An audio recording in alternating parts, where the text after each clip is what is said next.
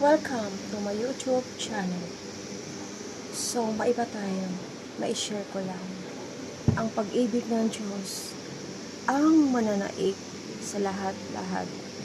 Siya may-ari sa lupa, sa mga kabundukan, karagatan, sa lahat-lahat.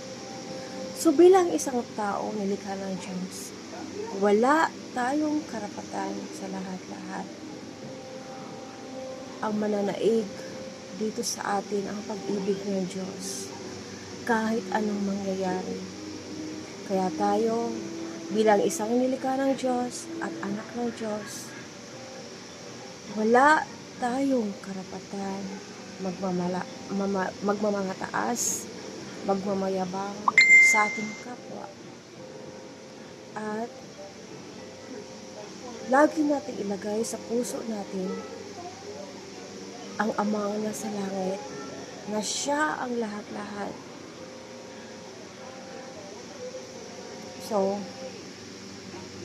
kahit anong mangyari, kung tayo makakatulong sa ating kapwa, na yung kapwa natin irritable sa buhay at mayroong pinagdadaanan, bigyan natin ng oras at kailangan natin pangaralan.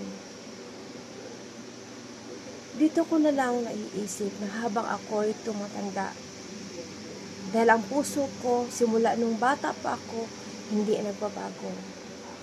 Ang nagbabago lamang kung paano ko hahawakan ang aking sarili at paano ko iuusad ang aking buhay.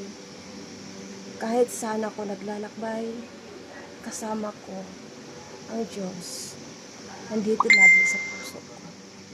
Pag ang Diyos lagi nasa puso mo, gagabayan ka tuwing ikaw ay naglalakbay at hindi ka niya pababayaan.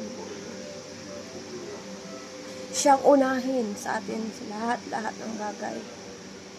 Umpisa sa ating buhay sa umaga, siya pa rin ang uunahin natin.